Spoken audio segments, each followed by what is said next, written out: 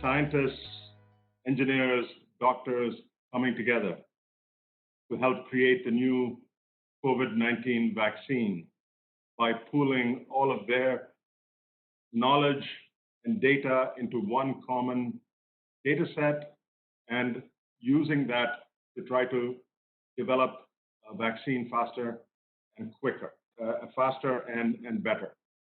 And scientists who've been working on things like Ebola virus, things like SARS, things like DNA sequencing are joining this effort to help create a vaccine for all of us. But common ground and common good can only happen if we take advantage of it. For example, the distinguished panelists of the first panel, Pankaj and I have some common ground. Surprising but true. We're both runners, but that's where the similarities end. Pankaj does about 30 kilometers a day. I do 30 kilometers in a month if I have a good month.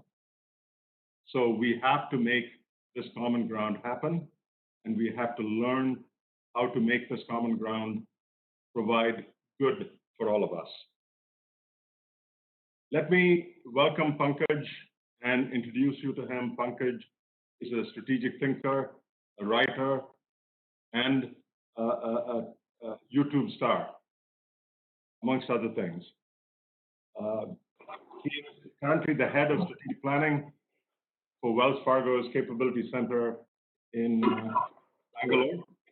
And prior to this, he led Dell's global analytics team.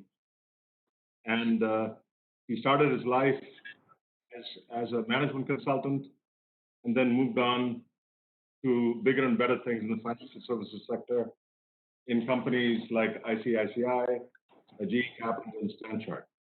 He's active in many industry associations, particularly NASSCOM, where many of you might have seen him in action. Pankaj is an electrical engineer from IIT Delhi, has an MBA from IIM Ahmedabad. Pankaj, welcome. Thank you for taking the time to join us. Thank you, Srini. In this session, we'd like to explore the common ground between strategic thinking and agility.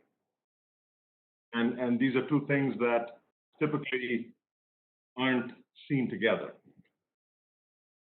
So Pankaj, I'll start off by asking you, if you gaze into your crystal ball, what do you see for the future of work post the virus? Thank you, Srini, and pleasure to be here. Over time, when you accumulate the gray hair that I think both you and I have accumulated over time, we realize that if we have to gaze into the crystal ball of the future, it's good to also reflect where we are coming from and look at what we have learned from the past. And sometimes you have to make changes going forward. It's good to sort of look at the past and the future. So when we talk about the future of work, I think it's important to also characterize the past of work, because when we put the two together, then we realize what are the key differences and what kind of action do we need to take. In fact, many a time people say that you have beliefs, those beliefs create your thoughts, and those thoughts create your action. And I think what I'm observing these days is that many of our beliefs are actually changing about the future.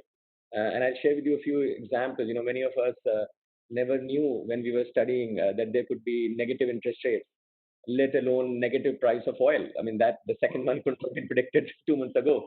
So many a time we have had a lot of beliefs on how the world is organized and what things are. And when those beliefs change, you need to figure out, what new thinking you need to bring about and what new action you need to bring about, because obviously the way you had constructed your approach to the world and your role within it has to undergo change.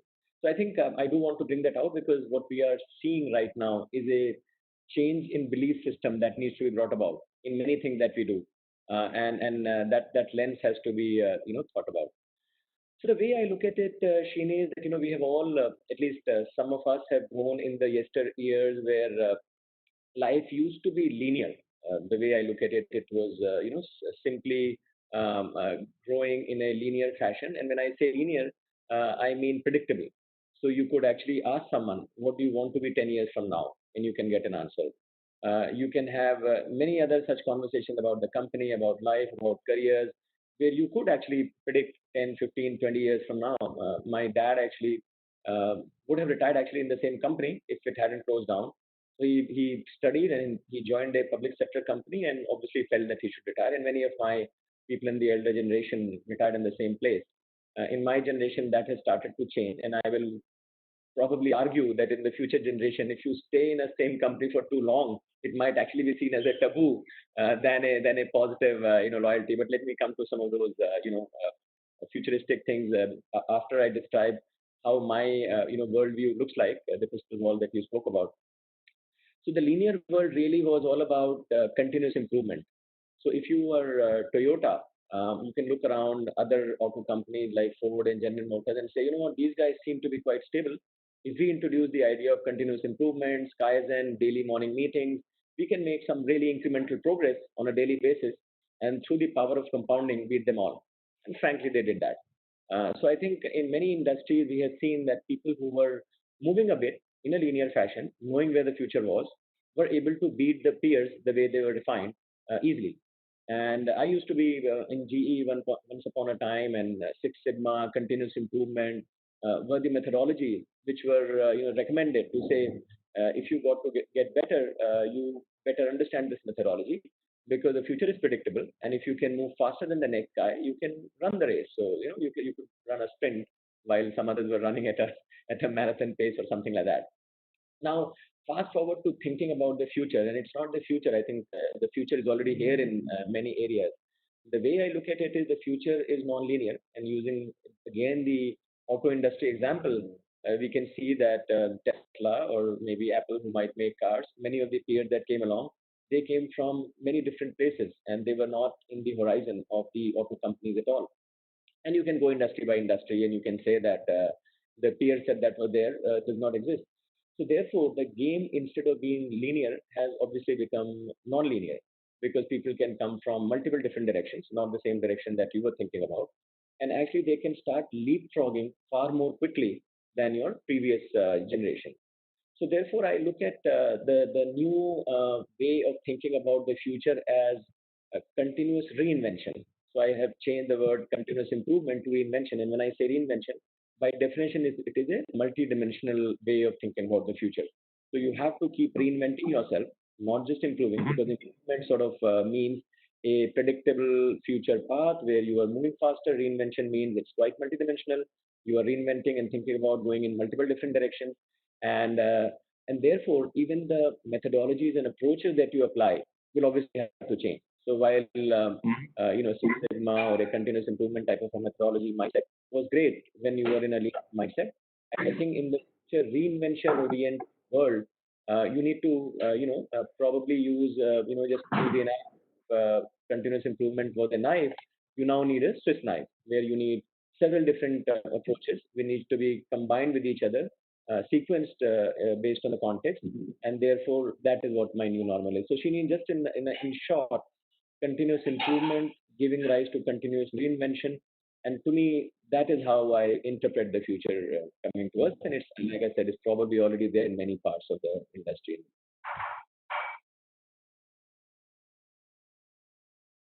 Pankaj, in some of the writings that you've contributed to recently, you've talked about the fact that there are two themes that run through this continuous innovation in one's life. One is the accelerated digital disruption, and the other is increased emergence of decision science tools like AI.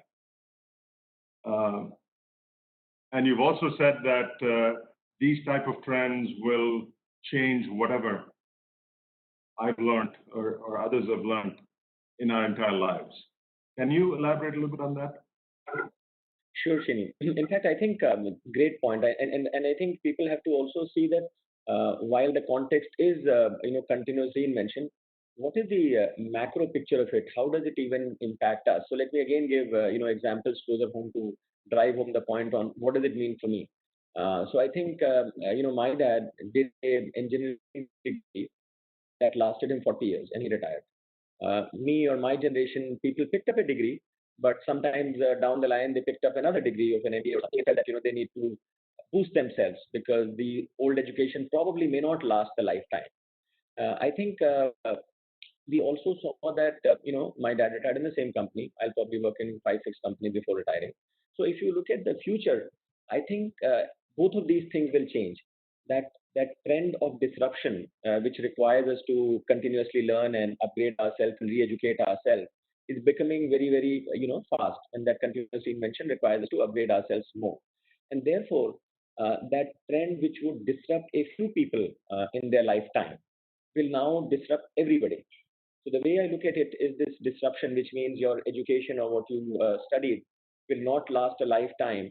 Happen very infrequently in my dad's generation, slightly more in my generation, and will happen to almost everyone. My daughter, for sure, that generation who's just graduating and getting into a job, that everyone will be impacted.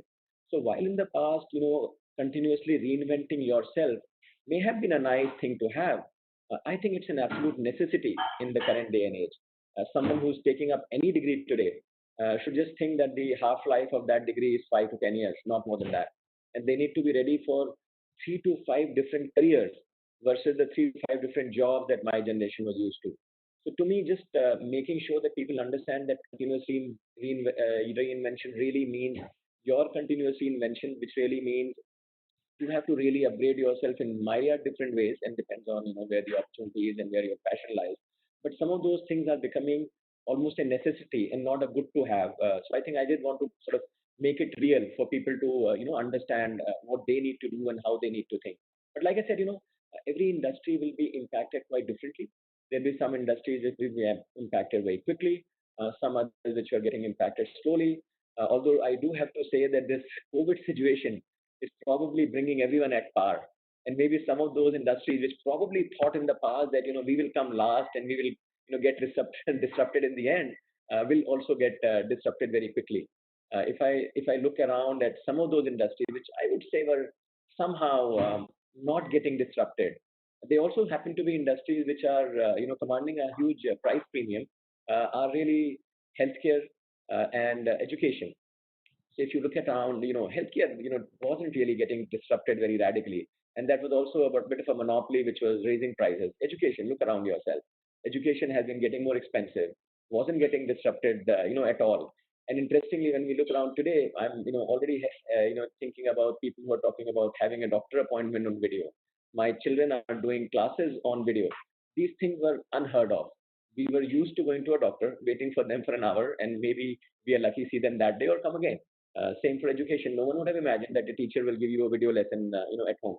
So I do think that this COVID situation has probably, focused everyone into that disruption mode, which in the past some people were thinking that they might come late because there was no necessity from an environmental perspective to happen. And I think we needed an environment of a viral nature to make that happen. So again, in short, I think everyone will be disrupted, everything will be disrupted, and each of us need to therefore believe that going forward, we have to be agile and keep inventing a new normal for ourselves versus getting hit by it all the time, Shane.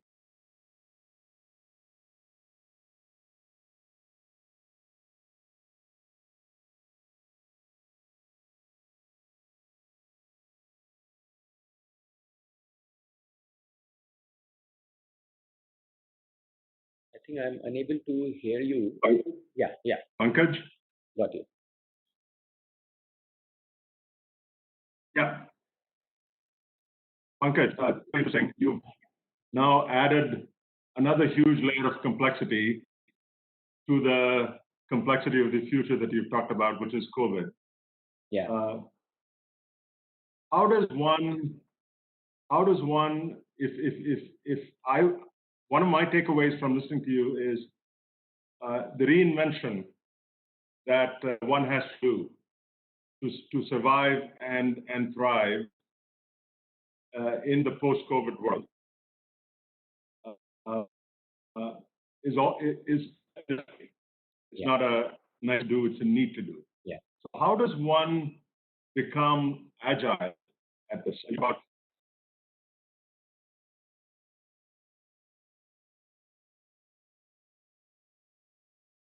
things as opposed to one, no connection between the degree that you took and the kind of work you're doing. So all of that to me says one has to be very agile in this whole process. So what does that look like for us? Right, right. 3 years ago when I spoke about daughter generation, yeah, if everyone can go on mute, please. 3 years ago when my daughter was graduating from school and getting into, if everyone can please go on mute. Yeah. So there was this maybe the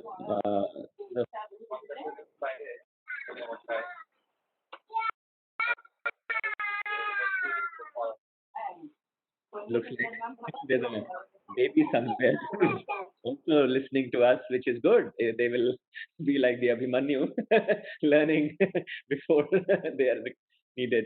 So I think the example that I was giving was about my daughter when she was going to college, and I was asked at home to give her some advice. And I will share with you the advice that I gave her. And to me, it appears that that advice is probably relevant for all of us even now. So really, when you have to give advice to your children, you can't just say that you need to do this. They don't listen to you. So you have to come up with some approach to say that why are you saying this, and it has to be logical and meaningful. So the way I looked at it was, I said, let me look at what I have learned in my career on what, and she was going to study economics. So just for the fun of it, I said, let me share with you what are some of the skills that will be in short supply in the future. And given you are an economics student, and if there is a good demand for it and there's a short supply, if you acquire those skills, you'll be great. And she obviously learning economics felt, yeah, then tell me what is going to be short supply. Let me acquire those skills. And she, of course, thought I will tell her the courses that she should take, which will really be useful and all of that. And I said, in my personal opinion, it won't be courses. It will be, your attitudes, characters, some softer skills. But let me derive those from the environment in the world around us on what is likely to be in short supply. So really, I came up with what I called a 3C framework. Some of us MBAs have been taught to sort of come up with frameworks which are three letters, which people remember. So the way I looked at it was that a global trend had been globalization in my generation. We all benefited from it. My salary probably went 100x from where I started from in a span of 25 years, unheard of, will never happen again. And globalization really brought a lot of benefit to a lot of people over time. But I think what happened was this globalization did not reach everyone. And we are now seeing a wave of deglobalization because all the benefits were probably kept with a few people and didn't sort of get distributed above. So my projection was that the next generational trend for her generation will be deglobalization. And therefore, people will look inward, whether you are a country, whether you are an individual, a company, and all of that, because there'll be boundaries and barriers that will be created because someone will say that all these, lowering of barriers has actually not benefited us. In fact, harmed many people, and those people are sort of fighting back. So therefore, the skill or the ability that I think will be in short supply is compassion. And to me, compassion really means thinking about everyone, including the environment, including about everyone else. So I felt that the first C, compassion, will be in short supply, and I think it is good to sort of acquire that skill, which really means don't just think about yourself, think about everyone. The second, skill really was that when we were growing up, we were living in binary choices, engineering versus doctor. And my father made sure that I took both exams, Fiat versus ambassador, forehands versus Colgate. You had two choices. You either did not like one, or there was a waiting list to get the other one, and you couldn't get it. So you took whatever came your way. So life was actually quite good because few choices, you got one, you were happy, you were grateful that you got it, and now there are 100 choices on 100 dimensions. And that mindlessness is making a lot of people, I would say, mentally ill because irrespective of the choices they make, they get worried that they probably made a worse choice or someone else made a better choice or they could have done better. So I think this is leading to a lot of self-doubt and worries and so on. So therefore, the second C, which I think is in short supply, is conviction, which is believing in yourself and living with it for a while. Obviously, you have to sort of change over time, but you've got to live with something for a while. You can't be in a ADHD mode, OCD mode all the time. So that was the second C to me. And the third C really was related to my worldview of continuous, improvement, giving to continuous reinvention. And therefore, the word really I came up with was creativity, that you've got to be creative. And I also felt at that point, and I continue to feel that if you are compassionate, which means that you have a broad worldview, I think it will allow you to find your own place within that, which is the second C, which is conviction. And if you have those two C's, I think the third one will follow. So in some sense, these three C's are multicollinear, to use my mathematical analogy. But as dad, we can come up with nice ideas and share with kids, and obviously she liked it. But 2 years later, when I spoke to her and checked, she had forgotten it. So I said, hey, obviously this product that I launched doesn't seem to work. So what do I do? You launch another product. You are agile. You add two more features and launch it again and hope it works. So that new product really was a 5C framework, and people keep joking that you keep adding C's and your daughter will still not get it. But here it is. So the other two C's that got added to the 3C framework was one at the beginning and one at the end. The one at the beginning was really about curiosity. That unless you are curious, there is no compassion and so on and so forth. And at the end of that, creativity, unless you communicate and talk about it, it will not fuel your curiosity back again. So again, I obviously, as a good dad, I felt great that I have created a better than old framework. But I do think that that framework applies to me, and I do think it applies to a lot of people, because all the dynamics that I think about are more and more relevant even now. And I would think that that's the way I would think about it, and would encourage others to also think about that.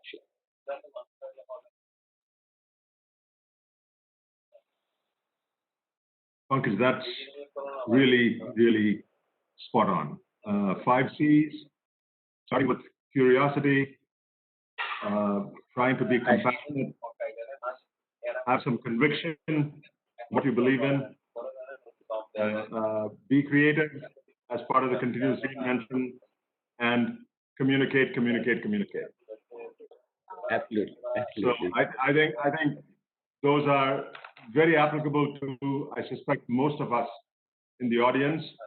As you know, many of us in this session come from a project management background, and I think these 5 C's will be very, very useful for us to remember as we try to pivot into a more agile way of working as project managers, and pivot into a more agile way of creating a common ground within our organizations, within our communities.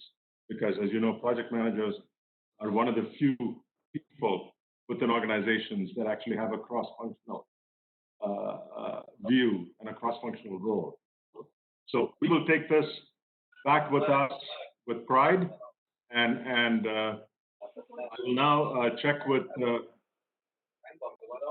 Kaushik to see if there are some questions that Pankaj or I can answer. If not, I can keep chatting with Pankaj. Thanks, Srini. I think I'll add the sixth C. There's a bit of a cross connection, even though everybody's on mute. Yes. So sorry for the disturbance there. But then, hey, it helps us that we're dealing with disruption, isn't it? I think, Srini, we have some very interesting questions. Maybe I'll take some audience questions and then bring you back if you don't mind. Sure, Kaushik. So, please go ahead. So Srini, one of the questions that came about goes back to the first answer you gave about generations, right? So today, the definition of generations itself has come down to 6 to 7 years instead of the 25 to 30 years. What is your view on it, and what is that you think the new normal? That's the question that's come, and what's your view on that? Sure, Kaushik, absolutely. In fact, that's a great question. And again, generation to me is a metaphor of how fast you need to change. Because, we always talk about generation gap and so on and so forth. And the thinking was that, you change from one generation to another. And at that time, the chronological generation of father, son, and all of that used to serve that purpose. Today, if you go back to my original listing of, continuously evolving, clearly that has come to 5 to 6 to 7 years. So clearly that idea of generation is that new normal, and people have to look at it that way. And I think it does come with another interesting theme, which I would at least advise people to look at.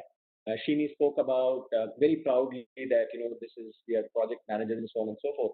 I think it's also important to relook at what our identity and what our purpose is. Because many a time, if we define our identities and a purpose at a very tactical level, then this whole change will, decimate that very quickly. And finding new identities and new purposes is not easy for human beings. So I do think that, people should consider identifying themselves or having an identity for themselves, which is more long lasting. Because I know, there were people who defined themselves as X, and that whole profession got decimated because automation came in, and those things don't even exist. So when people think about who am I, and you can actually make it more philosophical as well. I do think that we have to latch on to something which is more long lasting versus short. And therefore, my belief is that you have to look at yourself in a broader plane. You don't want to keep reinventing your purpose and identity every 5 years. And therefore, it is important to see who are you. If you believe that project management as a skill or as a belief that you hold is a very important one which can last you for 20, 30 years, great. If not, look at project management as just one part of your identity and keep adding other skill sets and have a bigger purpose of saying, I'm here to solve problems in healthcare. That's my identity. That's not going to go away. Healthcare will always have problems, and you can solve it using project management, you can solve it using AI, you can solve it using new inventions of drugs, and you can do many other things. So I do think that there is a need to recraft identities of people beyond the JDs, the job roles, the job grades, and the organizational structures. Because I think all of those things that I mentioned will all undergo a change. And if you were tagging yourself to one of those, you don't want to keep moving around and thinking about that. So Kaushik, I do think that that's the implication of that generational change practically for all of us to think about. Uh, Thank you. So you're saying that the right way to look about it is instead of defining ourselves by what we do, we define ourselves by what value we give, and then that keeps adapting to the changes. Absolutely. So this is another question. Just also as an aside, there are about 860 people here today listening to you. 30% of them approximately are not from the PMI community. This is the first time that PMI also has expanded the reach, uh, part of our way of reaching out to the wider audience.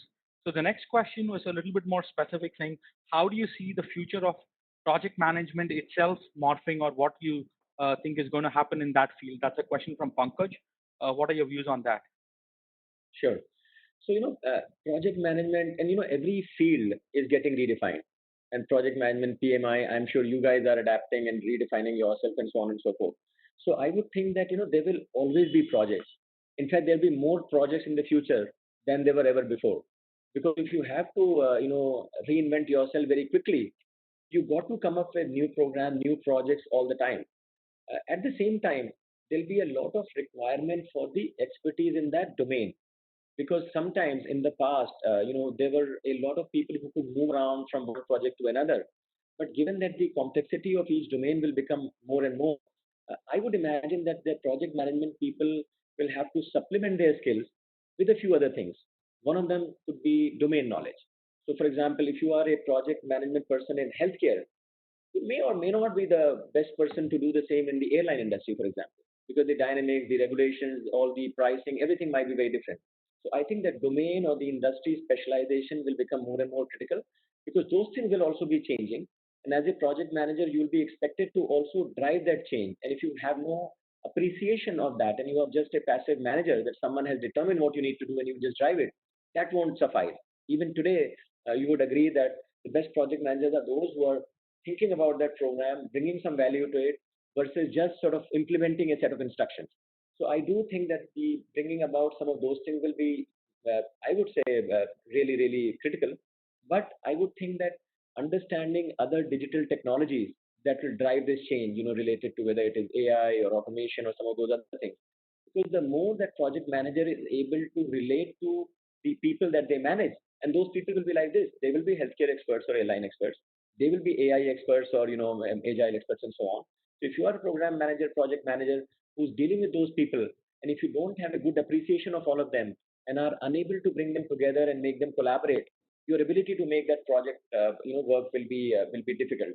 And therefore, I would expect the movement in and out of project management community to come from those sources, and even lead into those sources. So people will become more and more mobile between some of these things. And I think because you will need to mix some of these things even more critically in future than you ever did in the past. Thank you. So a number of questions are just flowing in. So I'm just going to pivot in going from the individual to the organization. How do you think, and this is a question from Sandeep, enterprises obviously now need to be agile. Can you share anything specific or something specific that an organization should change in itself to be more enterprise agile or to bring in agility as a culture? Yeah, yeah. I think, if I look at it and you look at it, there are really only, in my opinion, two types of roles. While we have lots of organization design and culture and all of those types of things, the way I look at it, there are only two types of roles, and we need to all figure out which one are we closer to. And the way I look at it is, one is I call the product manager role, and the other I call the engineering manager role. And I would, while it might appear like a technology description, I would say it is the same for HR, which is as away from technology as many people think. So if I look at HR, you have to be either a product manager, and when I say product manager, is someone who's thinking strategy. So if you are a learning and development person, you are a people engagement person, you are a compensation person, the expectation will be for people to split themselves up into two sides, either the product side or the strategy side, or the digital side or the engineering side. So I think that in the past, people were in this middle role in many things that they did. Now there is more of splitting happening on two sides. So you have to be one or the other. And the product managers or the strategy people are the ones who are shaping how that function should be, what ought to be, not just solving for it. They are determining what it should be. So you have to be the one who's asking the right questions, not solving problems. So that is what I mean as the product manager or the strategy person in any of these functions that you pick up, whether it is HR or whether it is IT infrastructure or whether it is a new product development for your customers. All of them will either have a strategy slash product concept where you are defining the future. So that is one side of it. And that, of course, means you to be close to customers, appreciating what competitors are doing, what are the trends, developing a belief of what you think it ought to be to best solve that problem. So that's one side of it. The other side of it is you are in the weeds. You are closer to technology. You are closer to the action. You are getting into the trenches over there. And there you are trying to make the best possible way to deliver what the strategy or the product person has figured out. So the engineering person or the delivery person, someone who's getting into the detail of it, is finding the most efficient way of delivering what the product person has thought about. So to me, I think that people will have to over time figure out which one am I? Am I the product person or am I that? Right? And it could be, like I said, in any function. It could be in HR, technology, supply chain, manufacturing, anywhere. Either you are a thinker, creator of the future, or a deliverer. And the deliverer is not a lower order role because delivering efficiently is hugely, at a premium. Today, if you look around us, all these big technology companies, the engineers, they cost a bomb these days. So they are the ones who can do magic and say, you know what, this can be delivered in 2 seconds versus the 5 days that you used to do. And I have this cool way of doing it. So, so someone else might be defining the problem, but the engineer who has figured out the way to deliver that in 2 seconds is sometimes at a bigger premium than the strategist who was determining what needs to be done. So I don't think either one of them is lesser than the other one, and therefore people should choose it more based on what they are good at, what they really feel they can perform well. And I don't think that you can say that you can be either one or the other. I think over time there's a long life. You could move from one to the other. You can develop new interests. You can be at the juncture of both of them, and so on and so forth. But I do think that's important to recognize that split from the middle that is happening on both sides. And sometimes staying in the middle is not an option. Thank you. So, earlier, let me say, and the question was about organization, and therefore, organization will have to evolve to design the organization structure. Those large hierarchies that we were used of, large spans, many layers, all of that is anyway getting decimated. And if you see new companies coming up, none of them are coming up with those hierarchical structures. I think those JDs of 500 different JDs will also keep getting decimated over time. So my personal view is that the future will actually be quite simple because unless you are simple, you can't be agile. And therefore, organizations will have to adapt to becoming that slowly. And like I said, many organizations or industries that are shielded from competition more will change later, but many others have already changed. Thanks. So earlier, a couple of questions ago, we started introspecting on who we were. Now we are getting multiple choices on who we could be. Yeah. But then when we have a group full of people, nearly 850 plus people now, most of them are thinking about risks. So I'm combining a few questions. One of the questions from Jacob and few others. This is the question. This is Jacob Zakaria from Bombay. The question is, I am not too comfortable with my kids learning things online through video only. Uh, are there any of the downsides that we see to the new normal that is evolving? So what are the risks? So obviously, when we are changing so fast, and I'm paraphrasing a few other questions, what are the risks that we should be wary of, in your opinion? Yeah. I think, the biggest change that I have seen is that the or has been replaced by an and. So in the past, we used to say, I will be this or this. Can I work smart or do I have to work hard? Can, can I be this or can I be that? And I would say, you know what? It has to become both because, there is no option. So when you talk about learning, it is blended learning. You talk about anything, it's blended. In large organizations like ours where I sit, we used to say, make versus buy. And now we are saying, you know what? We have to make and buy both. And by Do with one or the other, and you have to choose when to do what. So I think same way for learning. I think I mean I grew up in a totally offline learning era. Today, a lot of people have moved primarily into online learning, especially in the COVID situation. But I think the future will be a mix of both. I do think that colleges after this year is over will start to reimagine education and say, do I really have to get everyone into the class every day, for 8 hours, or there can be a blended learning where some of them could be on projects in other times. They could come together. They could also connect, on digital and all of that. So I do think that it always has to be both. It will also depend on the nature of job that you're doing. So if you are a computer programmer, maybe it's much easier. And if you are the one who likes to learn online, maybe you are someone who can do 90% of your learning online. But if you are a program manager, I think the program manager has to influence a lot of people. That influencing is very critical. And so far, at least we know whether how human beings are and how technologies are. Influencing happens much better when you are offline.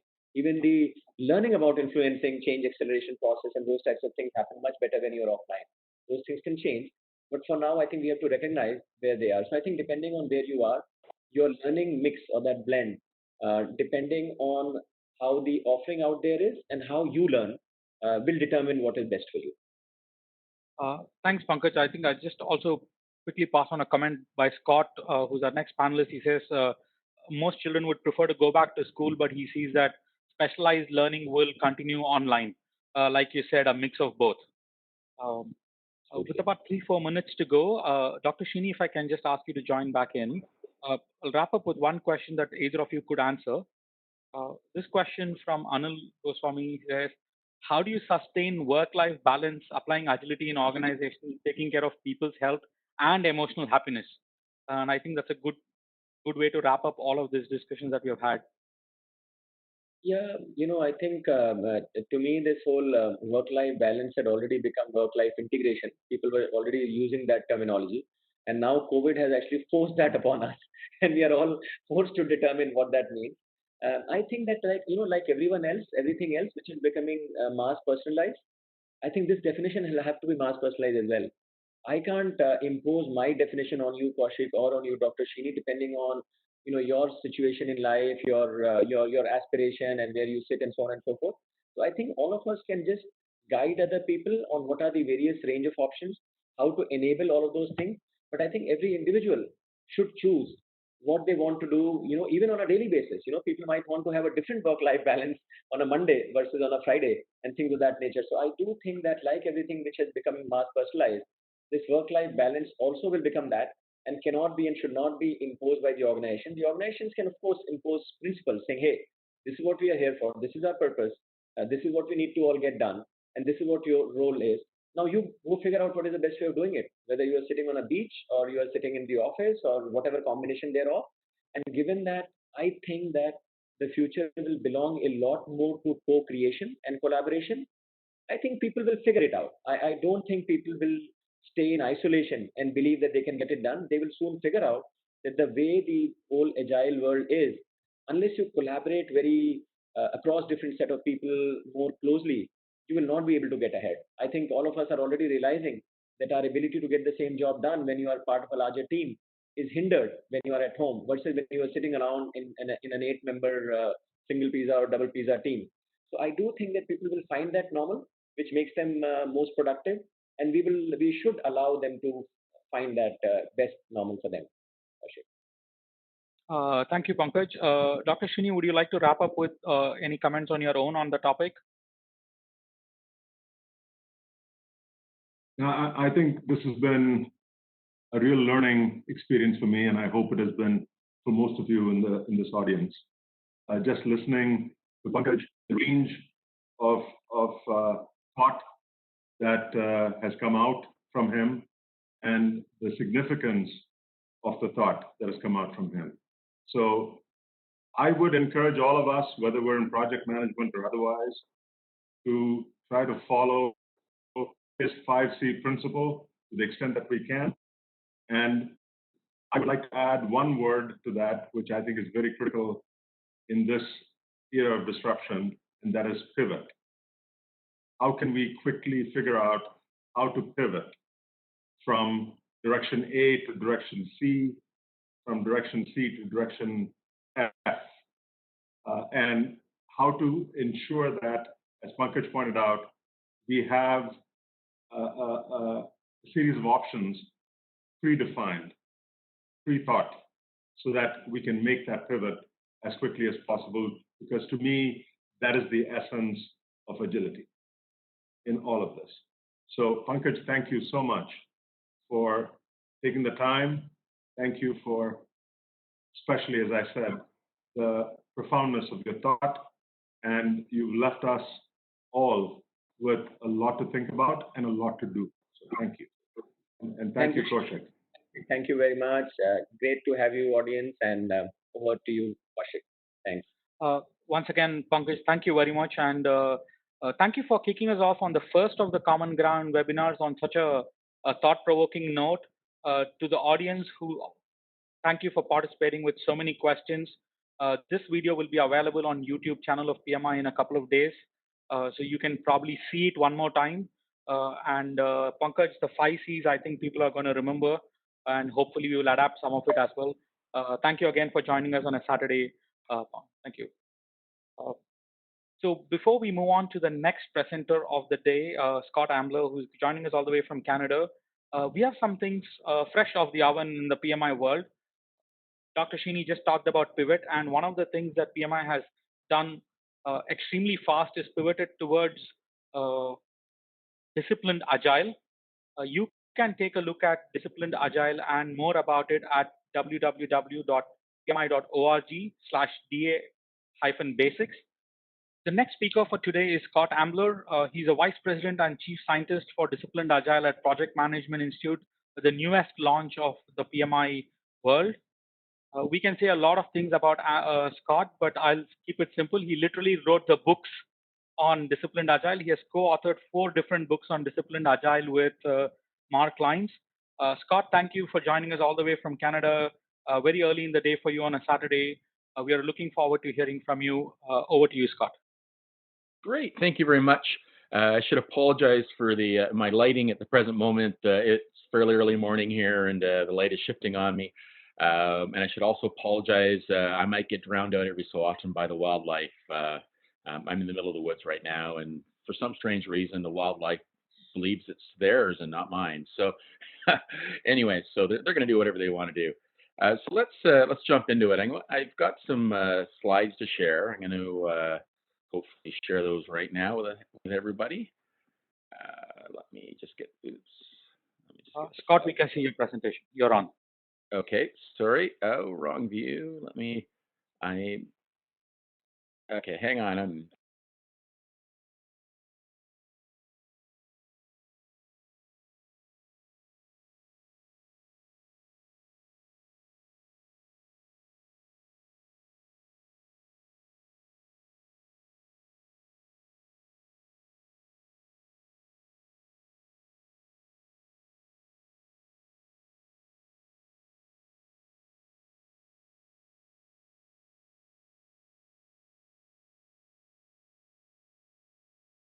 Scott, you're on mute.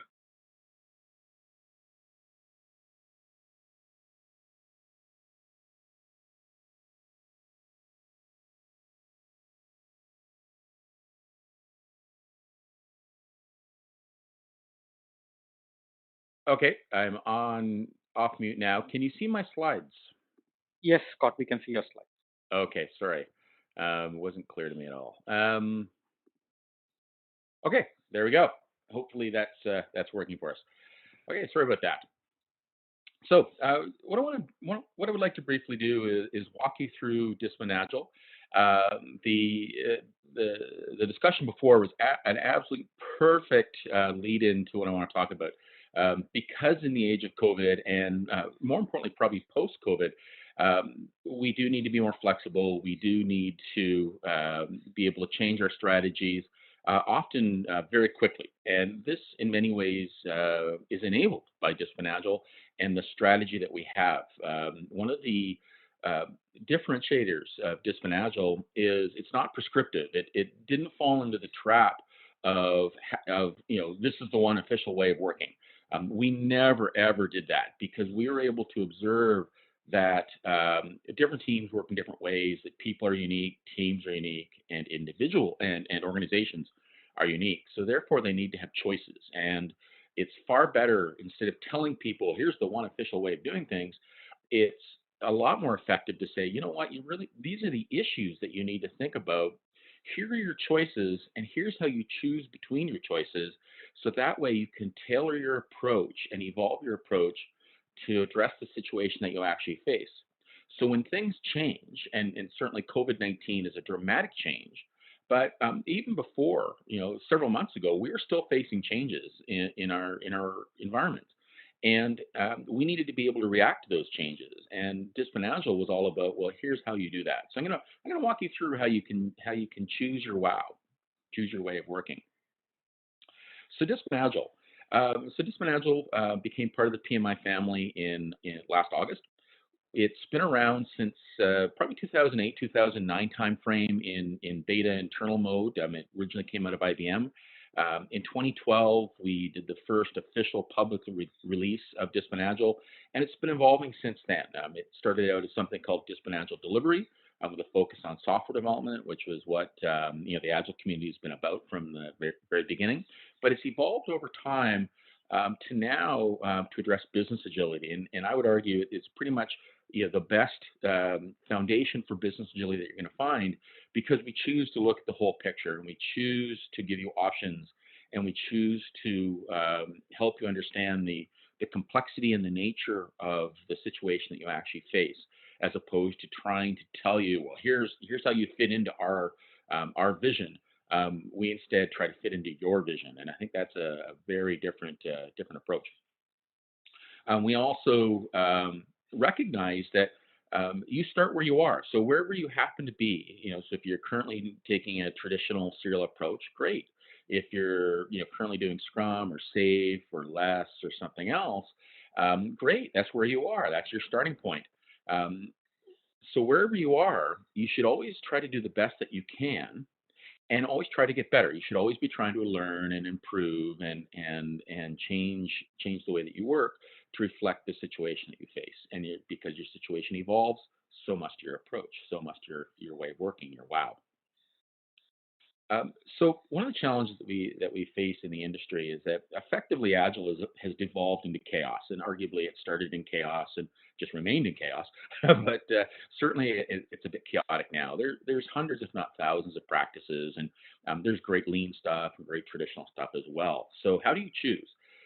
So in Disciplined Agile, as I said, our approach was different. We chose to observe what was going on, and instead of trying to impose our will on people, we said, you know what, this is the way it is. So we put an umbrella over all of this chaos, and what we did was we said, you know what, as a team, as an individual, as an organization, you need to choose your wow. You need to choose the techniques that make sense for you in the situation that you face. You need to combine them. You need to put them together in such a way to actually do whatever it is you're trying to achieve. So we go about answering in Disciplined Agile. We address questions like, well, when do you do these practices? When don't you? Because there's no such thing as a best practice. The concept of a best practice is wonderful marketing rhetoric, but it's absolutely observably false. Every single practice, every single strategy has advantages and disadvantages. It works well in some situations, and it's a spectacularly bad idea in others. So as a professional, you need to know how to choose and adopt techniques that make the most sense for you in the situation that you face, and be able to pivot and be able to choose, abandon one strategy and pick up another in order to get the job done. And we're living this right now with COVID. 2 months ago, most agile coaches would have told you, the best way to do agile, and frankly, we're right. The best way to do agile is in small co-located teams. That's not an option anymore. So now, and we've all learned, and many of those coaches would tell you agile would only work in co-located teams, and that was absolutely false. Many people had been doing remote agile and geographically distributed agile for years. And it is harder as we're all learning now that remote work is a bit more difficult, but different than co-located or near located work. So anyway, but situation changed, so we needed to react, and we needed to respond intelligently to the new environment. And the situation will change again. That is an absolute guarantee. And it might not be this dramatic change across the entire world that we're seeing with COVID, but I guarantee that your situation will change probably on Monday morning, because some people have a better idea, or your competitors will do something different, or whatever happens. So we need to be able to react to that. We need to be able to sense what's going on and respond intelligently. And Disciplined Agile helps you to do that. And I'll get into how you actually do that. So as we heard from Srini, PMI, is offering the best of both worlds now. We have a deep background in traditional project management techniques and agile project management techniques as well, of course. With Disciplined Agile, we're expanding our horizons. We're bringing Agile into the project management world, but we're also, recognizing that there's more to it than project management, as Pankaj was telling us about, and we'll jump into that in a second. And of course, it's hybrid as well. And DA is really a hybrid. It's a hybrid of great Agile, great Lean, great traditional techniques, all put into context. So how do we do that? So one aspect of Disciplined Agile, and you've probably heard this from Agilists, is that you've got to focus on being Agile. You've got to adopt the Agile mindset, and that's true. But I would also argue you also need to know how to do Agile. So in Disciplined Agile, we focus on both. We show you how to be Agile, in this case, how to be Disciplined Agile, how to do enterprise class Agile, and also how to be it, how to have the mindset, as well as how to do it. So how do we be Agile? How do we, what's the mindset? So in Disciplined Agile, we talk about a collection of principles. So we believe in these principles. And because we believe in these principles, we make promises to ourselves and to our teams and to our colleagues and other people, our stakeholders, our customers that we interact with. So we're gonna adopt these behaviors, such as working we're gonna embrace diversity and psychological safety. We're gonna do our best to improve and increase predictability. We do that by optimizing flow and many other things. We're gonna focus on accelerating value realization. I would argue that one of the critical things that we're going to see in our organizations in the next 2 to 3 years, starting today, is a very distinct focus on value realization. How can we cut costs? How can we bring more value, more value in products and services to our customers, and therefore increase revenue? We're going to get laser focused on these things just to survive and hopefully thrive over the next few years. But certainly COVID-19 has thrown a lot of organizations for a loop, and many of us are in survival mode at the present moment. And we're going to be laser focused on becoming more effective and providing better service and becoming more competitive. And I see this for at least the next 2 or 3 years. So this is a very distinct change that's been forced upon us in the environment. And then to pull all this off, we follow a collection of guidelines. This also reflects our behavior, but it also provides what we call enabling constraints. And the idea is that we should work together in a way that is enterprise aware, that does the best for our organization and for our customers. So, and we can do that by following these guidelines. An interesting one, and many of us are undergoing this, is one of culture change. So how do you change your culture? Well, you don't. You change your behaviors, you change your management system, and then culture will follow. You can't force culture change. You have to lead it. You have to guide it. And you do that by changing your behavior first, and then the culture follows. And that is a very interesting observation that we've learned the hard way, I think, over the last several decades.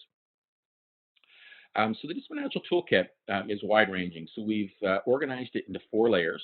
The first one is what we call the foundation layer. So for those of you who are experienced in Disciplined Agile, this is new. We've recently refactored the layers. This is a different set of 4 layers than what we had in the past. And if you're new to Disciplined Agile, well, then this is what we're doing. But anyway, so the foundation layer, which encompasses strategies and ideas and the mindset that's applicable to all aspects of your organization, to all aspects of enterprise or business agility, depending on the term you like. The second layer is DevOps, and where Disciplined Agile delivery is a part of DevOps. I would argue these days DevOps has now become table stakes. If you need to be able to deliver into new software, new products, new services into production on a high quality stuff on a regular basis. You need to be getting feedback from operations and this, doing the infinite loop thing. You need to be able to do this as a matter of course. And if you're still struggling with this is going to be even harder for you to compete in the new world. And our approach in Disciplined Agile to DevOps is enterprise level DevOps. So where some people in DevOps still talk about DevSecOps as a separate thing, and they may not even be talking about database DevOps yet, and biz DevOps, things like that. We combined it all into one, and because this is the reality that organizations face. Yes, DevOps is great with continuous delivery into production on a regular basis, but you got to do it in a secure manner. The data also has to be doing this. It's not just application code. We've got to be able to do release management across hundreds, if not thousands of teams, support hundreds, if not thousands of systems, operate hundreds, if not thousands of systems, and so on. So it's at the enterprise scale, this all has to work together. It's not just a team. DevOps is not just a team thing. It's an enterprise thing. The next layer up is value streams. So this is where Disciplined Agile Flex comes into play.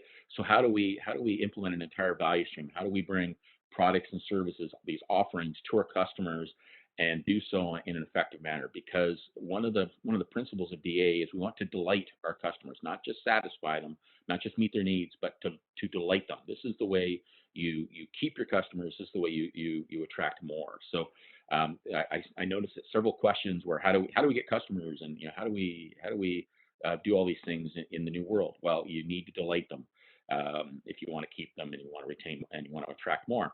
And then finally, the rest of the enterprise. So your organization will have one or more value streams that it offers to your customers, but it's supported by other activities within the organization: enterprise architecture, HR, people management, finance and vendor management, strategy. Pankaj was talking about strategy and how a lot of these frameworks and toolkits don't really address strategy well. Well, luckily with in PMI, we have an initiative called Brightline, which brings strategy into play as well as transformation and many other good things. And this is built into DA as well. So there's a lot of really good stuff here. Another thing, thank you, Pankaj, for bringing this up. There are multiple roles and multiple types of roles that you can take on. It's not just about project management. Really, there's other different types of managers, specialist managers or technical managers, whatever you want to call them. And there's also worker bees, of course. There's the people that we manage and that we lead and we guide. So there's many types of roles in Disciplined Agile. And because we're looking at the bigger picture, we're looking at the enterprise agile picture. So it's not just about the scrum roles. So it really is. So we need to look at the bigger picture, which is exactly what we do. So we bring roles in from a range of sources and reflect that. We're honest about this. We observe what organizations actually do as opposed to try to impose our will upon them. And of course, we help you get better. One interesting aspect of that is, before I joined PMI, I was doing a lot of transformation work, a lot of mentoring and coaching work with organizations. And when I would go into an organization, they could very rarely tell me what they were doing. You know, there'd be all this rhetoric. You know, the executives would tell me, "Oh yes, we're a Scrum shop," and I know that's completely no, that's false. It can't possibly be true. But anyways, you know, they tell, or they were a Kanban shop or a safe shop or whatever. And yeah, that might be true in a very small organization, but any decent sized organization has far more than Scrum going on, has far more than safe going on. You know, there'll be some Scrumish teams and there'll be some Kanban teams. There might be a safe team or two. And there'll be some traditional, you know, serial predictive teams, whatever you want to call them. And that's okay, right? These teams should be doing the best that they can in the situation that they face and always be trying to get better. And you should have a fit for purpose approach. Your way of working should be fit for purpose. So my team will work in a way that makes sense for us, and your team will work in a way that makes sense for you. So in DA, we chose to embrace that idea. We chose to observe that. So when I go into organizations, I can see right away, oh yeah, there's a Scrum team over there and a Kanban team over there, and that's perfectly fine. Some teams are doing projects, some teams are not. That's fine too. Let's observe that and embrace it and help those teams get, you know, do the best they can.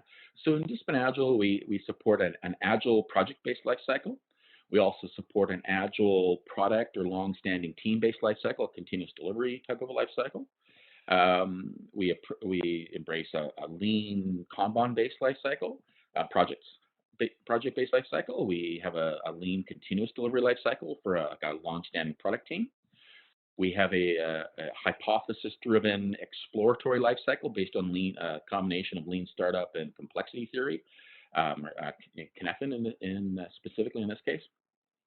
We also support a program team of teams based life cycle, like we see with Less or Nexus or Safe. That's what those approaches are all about. So we embrace these things because many organizations, your organization might have one or two large programs, and they need a life cycle that reflects that. We also don't impose. So within the program, within this team of teams, we also embrace the fact that some teams, each team will be doing its own thing. We're not going to force every single team in a single program to work in the exact same way. It just doesn't make any sense. We want them to work in a way that reflects the reality they can. And there'll be similarities, of course, and there'll be some constraints. We got to line for schedules and good stuff like that.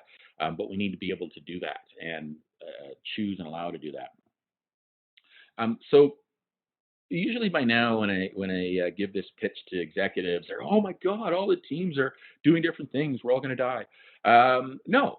So we can govern so even though the teams can and should be allowed to work in their own way and to evolve as they go, that's another interesting implication because they will. You learn, you get better over time, I hope.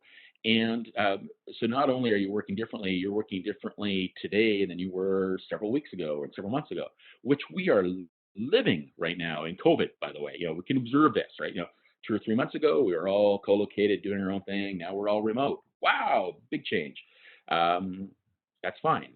That's reality. So what we can do is what we do in Disciplined Agile is you realize, you know what? Yes, it's great that teams are doing that, but the only way we can make this work is we need to be able to govern effectively. We need to be able to guide and lead these teams in a consistent manner and to observe and to monitor what's going on in these teams and help them along and help them make better decisions and make sure that they're on track.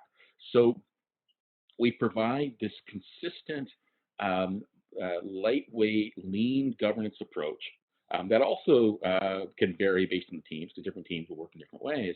But we can provide the same observational hooks into all these teams. So yes, it's a minor constraint for the teams, but it's an enabling constraint because it allows senior management to govern effectively now. And so many organizations struggle with governance. They impose a single governance approach onto all their teams.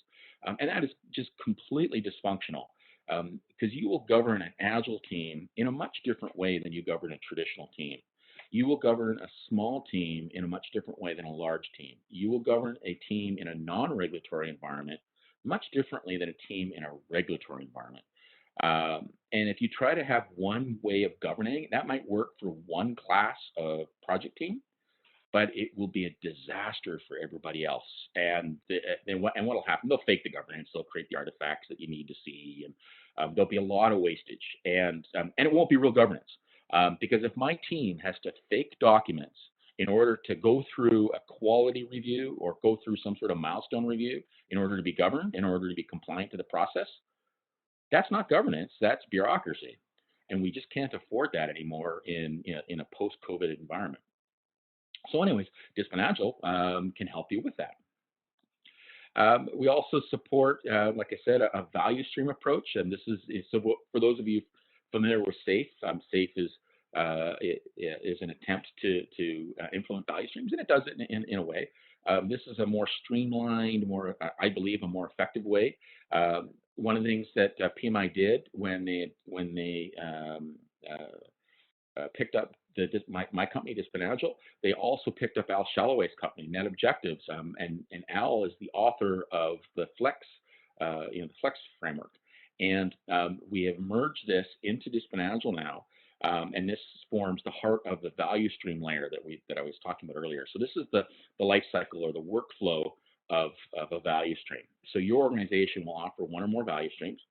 What's interesting about this is you can see from the hexes, this is what gives the hook into the rest of the DEA toolkit. So we start with here's how you do value streams, and here's your starting point for value streams. But because we're all about choice in Disciplined Agile, we then walk you through here's how you make different choices given the environment, given the situation, the environment that you're in. And I'll show you that in a minute. So how do you choose your way? How do you choose your way of working? So Agile frameworks like Scrum and SAFe and LESS, they're great. They're a great starting point. But what happens is they follow what's called an S-curve. So when you first adopt a framework or a method, your productivity goes down, your effectiveness goes down because you're learning, you're getting some training and you're figuring it out.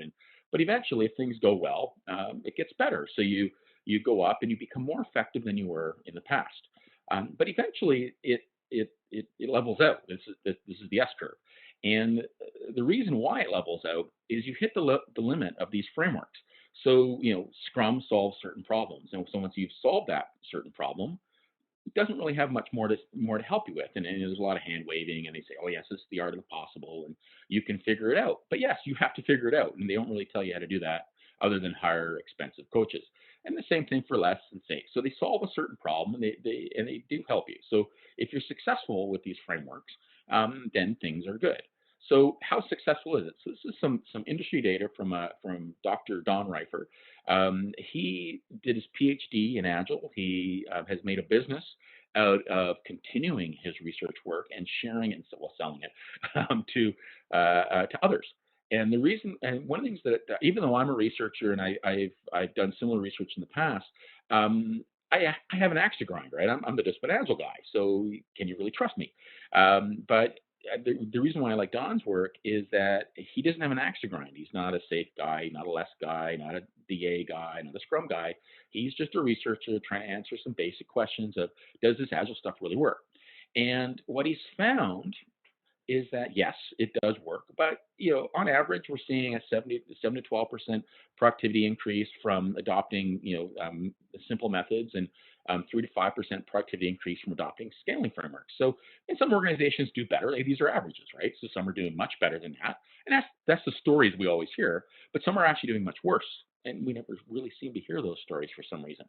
So on average, things are going well, but nowhere near as well as what the marketing people might lead us to believe. So, and the challenge is because, like I said, these frameworks solve a certain problem, and then once you solve that problem, you're effectively in what Ivar Jacobson likes to talk about as method prison or framework prison. You've hit the limits of what those frameworks can do. So, what do we do about that? So, instead of trying to copy somebody else's way of working, why don't we instead look at the organizations that are doing phenomenally well, and who we're actually scared about? And so I like to look at organizations like Amazon and Google and eBay and ask the fundamental question of how the heck did they get so good? It wasn't because they adopted frameworks. Sorry, it just wasn't. What they do is they take an approach called Kaizen from total quality management. And basically the way Kaizen works is a team will realize they need to make an improvement. They've identified a problem. So they think about it and say, hey, you know what? How the heck can we solve this problem? How can we choose or how can we evolve our way of working to get better? So then they try out this new way of working. Sometimes and they assess it. This is called validated learning. Sometimes it works out, sometimes it doesn't. So if it works out, they keep it. If that new technique doesn't work out so well, they abandon it. If they're polite, they share their learnings with the other teams and organization. And of course, they rinse and repeat and they continue on. So they're constantly improving, choosing to improve through small steps. So this is great. And this is why Amazon and eBay are so incredible, is because they've been doing this for years. So what happens is over time, through small incremental steps, they've been getting better and better and better. Now this is showing a smooth curve. In reality, it's a jagged curve up and down because some of your experiments succeed, so you improve. Some of them fail, so you have a short-term loss there, but then you go back up again because you abandon that technique and so on. But over time, because you abandon the bad ideas and you stick with the good ideas, your productivity, your effectiveness improves. This is exactly what you want to do as an organization, as a team. So how can we get better at this? So this is where DA comes in. So we've developed a technique that we call guided continuous improvement. And the observation is that we need to go beyond, we need to do better than fail fast. So fail fast is wonderful marketing rhetoric coming from the coaches. And it's great. Certainly failing fast is far better than failing slowly, but we really want to do better than that. So instead of just failing fast, I would rather succeed early, because I'm telling you right now, as an executive who has to pay for all these experiments and all these fast failures that the coaches want to do, that doesn't really hold water with me. Yes, I want you to experiment, I want you to learn, but I would really rather that you didn't fail so often. So can we please get smarter? Please spend my money a little more wisely and improve faster. So how do you do that? So the challenge is in that second step, that how do we identify potential solutions? So when we run into an issue, something that we want to improve, and then we start thinking about, well, what can we do to get better? If we can make better choices at that point, if we can identify strategies that are more than likely going to work for us in our situation, we're going to succeed more often. We're going to fail less often. We're still going to fail. We're only human. But we're going to fail less often. And because we fail less often, we improve faster. So how do you do that? Well, two ways. You can hire an expensive coach. And if you're going to hire, and you need to have coaches, don't get me wrong. I used to be a coach. I still am a coach. So don't get me wrong. You still need coaches.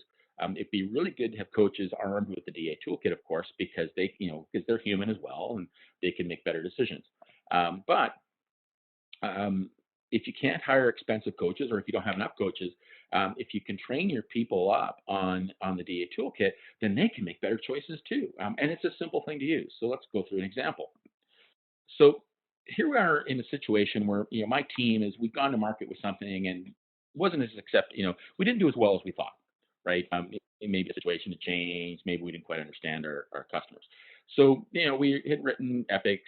My product owner wrote epics and the user stories, and we did a great job. We honestly thought that this was the way to go, but then we went to market and didn't quite grab as much market share as we'd hoped. So we hold a retrospective and we ask, well, what the heck happened? And we realized, we didn't quite understand what our customers wanted. We sort of got it, but not quite. And we're getting feedback that from our customers, this is not what we want. This is not exactly what I want. And, why don't you try this, try this, try this. So what we realized was that we really need to have a better handle on our customers. So how can we do that? Well, epics and user stories don't really do much for me. So I looked with that problem. So I looked, because I know the DA toolkit, I realized, what, we've got a scoping issue. So how do we list the requirements? How do we understand what our customers potentially want? And we realized that we need to explore usage better. So I can see on this chart that there's many aspects to exploring scope. One of which is to explore usage, and there's many techniques that we can adopt in order to explore usage. Epics and user stories being two of them, but look, there's many more. Well, we don't know about any of these things. We haven't learned about them in our agile training session. Oh no, what do we do, right? So we quickly realize, you know what, maybe this concept of persona. So we look at our list, and we realize, wow, there's a bunch of techniques there. We open up the DA toolkit, either in the form of a book or an online tool, and we realize, wow, you know what, there's all these options. We look at these short descriptions and personas. Well, that looks like something that might help. That's a great idea. So if there's enough information here for you to get a handle on what personas are all about, great. If not, then follow a reference and learn. There's books written about personas, for example, and many great articles and web pages. So go and do a little more research. But also, you can also see that we describe the trade-offs. So now you can make a decision. Not only do we know what this technique might be about, we also know what the trade-offs are. Here's the advantages, here's the disadvantages of it. So now we've got a better shot at choosing a technique that will actually solve the problem that we face. So we can succeed earlier. We can succeed more often when we choose our wow. And this is what happens is, with a little bit of training, we can show you how to navigate these diagrams, how first of all be aware of what these diagrams are. So what's interesting about this is that we're not prescribing anything. We're saying, you know what, when you need to go to explore scope, which is something we all need to do at certain points in time. These square rectangles are the process issues or the decision points, the types of process-oriented decisions that we need to make as a team, because we have the intent of exploring usage and we have the intent of exploring the domain. And here's some good choices. And we're not saying we've identified all possible choices, but we are saying we've identified a lot, enough to let to get you thinking outside of whatever box, whatever method prison you're currently in. And we let you know what the trade-offs are, so that way you can choose the best technique for your situation. Because I don't know what situation you're in. So if I tell you, well, thou shalt do epics and user stories, yeah, that's cute, but that might not actually solve your problem. And as a professional, if you only know how to do epics and user stories, and that doesn't actually solve your problem, you've got to. Then how the heck do you actually work? And it's interesting, and COVID has shown us that a lot of teams had to scramble. How the heck do we work in a remote manner? How do we collaborate effectively remotely? A lot of teams are still sort of figuring this out. In Disciplined Agile, one of the process goals is to coordinate activities, and we have several decision points around remote working, because we explicitly recognize some teams work remotely, and that's okay. And here's how you do it, or here's some options to potentially do it. So. So the teams who are doing Disciplined Agile were in much better shape to react to these changes.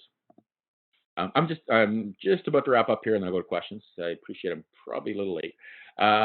So as a result, Disciplined Agile teams enjoy a faster rate of improvement than what we're seeing by just doing Kaizen, because we're making better decisions. So this is the way. So no matter what you're doing, this is the way you dig yourself out of method prison. So start where you are, do the best you can in the situation you face, and always strive to get better. And Disciplined Agile helps you to recognize where you are. It also helps you to recognize, here's some options that enable us to do better. So next steps. So how can you learn about this stuff? Well, luckily, we just released the new edition of Choose Your Wow. This is available at PMI Marketplace. It's also available on Amazon. I don't quite know. I should have looked it up. I didn't. I don't know yet if this has gone out to Amazon India. One of the things the way Amazon works, everything gets released on Amazon.com first, and then it spreads out over a few days and sometimes a few weeks to the other Amazons. I hope it's on Amazon.in right now. If not, it soon will be. That's an Amazon thing, microservices, all that sort of stuff. So anyways, if it's not on Amazon India right now, it soon will be. I suspect it is. Scott, the book's been out for a while. It's available. Scott, it's available on Amazon India in the Kindle edition. Thank you very much. I wasn't quite sure about that. As you heard earlier, we have a new online workshop called Basics of DA. What's interesting is, so it's an 8-module workshop. The first module is free. So you've got to sign up and just go in. But anyways, yeah, it takes like 2 minutes to get access to it, and you can work through the first module, and then help you decide whether or not you want to do the next 7. So it's a great product, very it's all scenario based. It's a really wonderful online learning experience. So I highly suggest it. So anyways, I hope people have been typing questions. I suspect people have been. So let's go to questions in a minute. Let's actually go to questions now. So questions.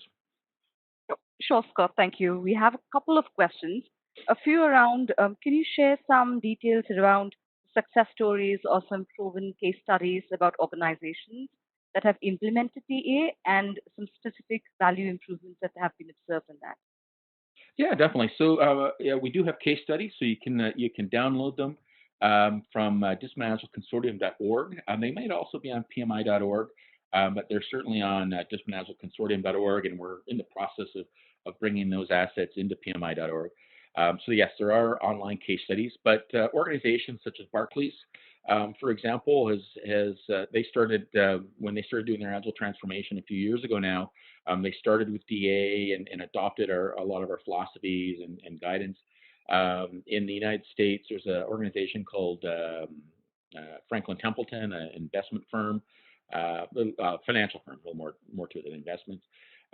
There's government agencies, a company called organization called ICBC, which is an auto and I believe it's auto and property insurance company in Canada.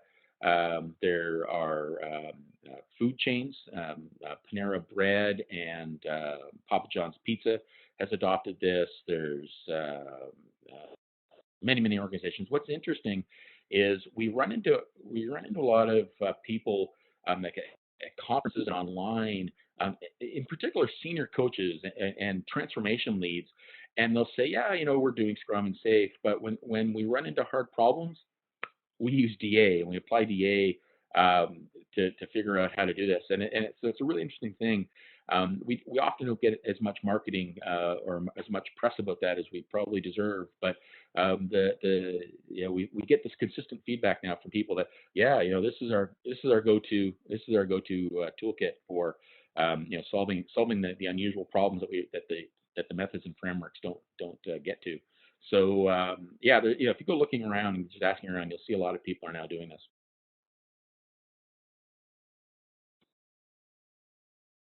Thank you, Scott. There was another question, and I think you've partially answered it already.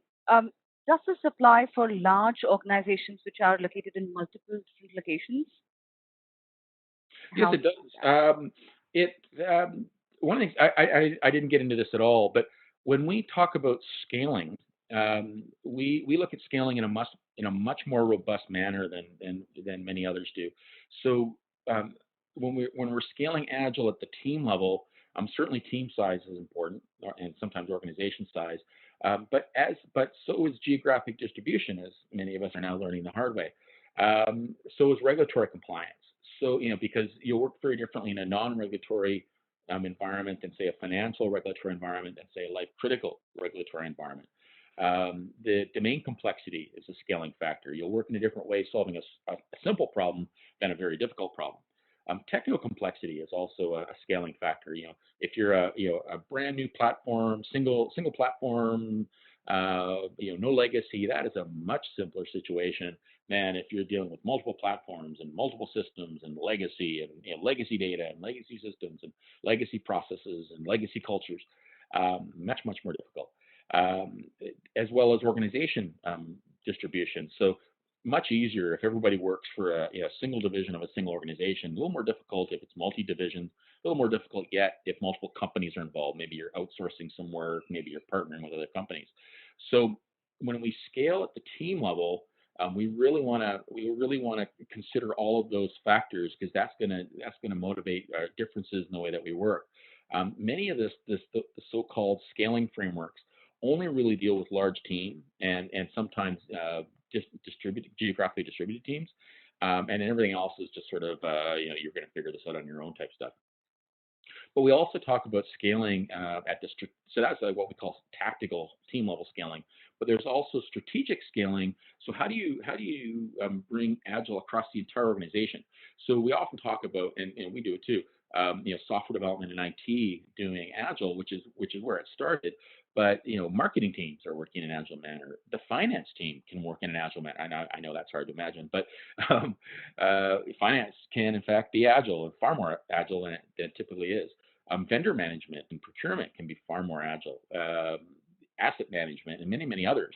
So strategy can be far more agile. So if you remember back to that one big diagram that I had with all the hexes on it, there was 24 hexes on that, one of which was Disciplined Agile delivery, software development. The rest of which, the other 23 were not software development, and they can and should be as agile as possible as well. And the way that all these teams and these process areas interact is absolutely critical to your success as an organization. So scaling and transformation is a challenging matter, and you really do need to look at the bigger picture, and you really don't want to get into framework prison or method prison, depending on the way you want to look at that. Thank you, Scott. One last question we'll take, which is that how can you give some examples of this being applied in industries other than IT, similar to manufacturing and construction? Yeah, so we've been working. A couple thoughts. The answer is yes, it does work, and there are examples out there. The fundamental concept that I want to leave you with is that regardless of the way you work now, you can always get better. You can always become more agile, more lean, as appropriate.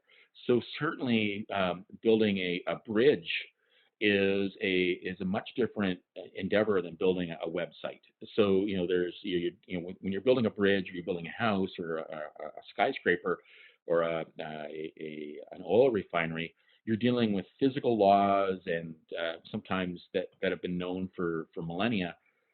You're dealing with materials that we've been working with sometimes for millennia, sometimes just for a few decades or even just a few years.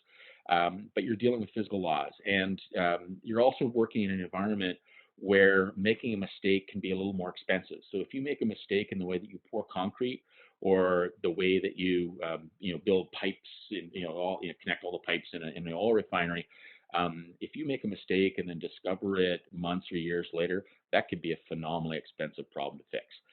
Whereas software is much more malleable, much more flexible. So the point is that you will do different levels of planning, different levels of architecture, different levels of thinking, depending on the situation that you're in.